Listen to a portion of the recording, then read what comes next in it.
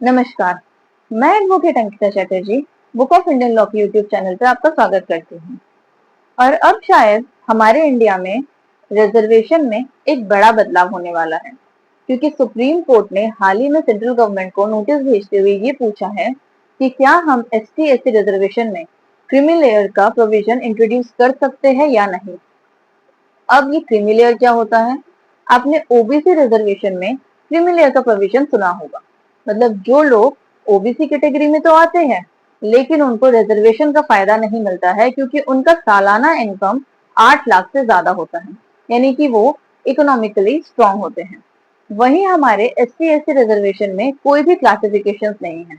India में STs को 7.5% का और STs को 15% का रिजर्वेशन मिलता है विदाउट एनी क्लासिफिकेशन।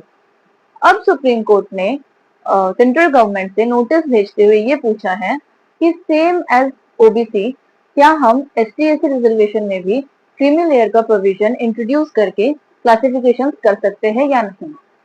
इससे पहले क्लासिफिकेशन का कोई प्रावधान हमारे पास नहीं था। हालांकि सुप्रीम कोर्ट ने M नागराज केस में 2006 में जजमेंट आया था, उसमें ये कहा था कि ST/SC रिजर्वेशन का यूज प्रमोशंस में नहीं कर सकते, यानी कि अगर आपको रिजर्वेशन से जॉब मिल गई तो आप प्रमोशन के लिए इस रिजर्वेशन का बेनिफिट नहीं ले सकते हैं। प्रमोशन आपको आपकी मेरिट पर ही मिलेगा। वहीं 2024 में एक लैंडमार्क जजमेंट आया, state of Punjab versus Devinder Singh. उसमें सुप्रीम कोर्ट ने ये कहा कि अगर स्टेट चाहे तो वो अपने स्टेट में ST/SC रिजर्वेशन में क्लासिफिकेशन कर सकती है। हालांकि बाद में इसका बहुत प्रोटेस्ट हुआ, विरोध किया गया है इसको। लेकिन अब ये प्ली कहां से आया?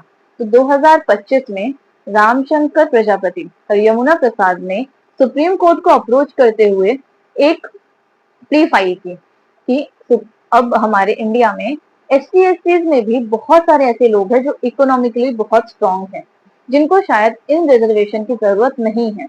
तो हमें ST/SC रिजर्वेशन में भी क्रीमी लेयर का प्रोविजन इंट्रोड्यूस करना चाहिए।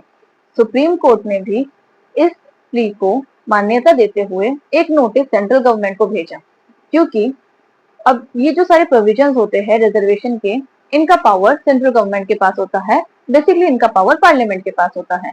तो इसमें सेंट्रल गवर्नमेंट का क्या मानना है, उनका क्या ओपिनियन है, ये जानना बहुत जरूरी है। इसलिए सुप्रीम कोर्ट ने एक नोटिस सेंट्रल गवर्नमेंट को ये पूछते हुए भेजा कि हम क्या सुप्रीम ST/SC रिजर्वेशन में क्रीमी लेयर का प्रोविजन इंट्रोड्यूस कर सकते हैं या नहीं। अब देखते हैं सेंट्रल गवर्नमेंट का इसमें क्या रिस्पॉन्स आता है और इसकी क्या जजमेंट रहता है। इसमें आपका क्या ओपिनियन है, हमें जरूर बताइएगा। Thank you. जय हिंद।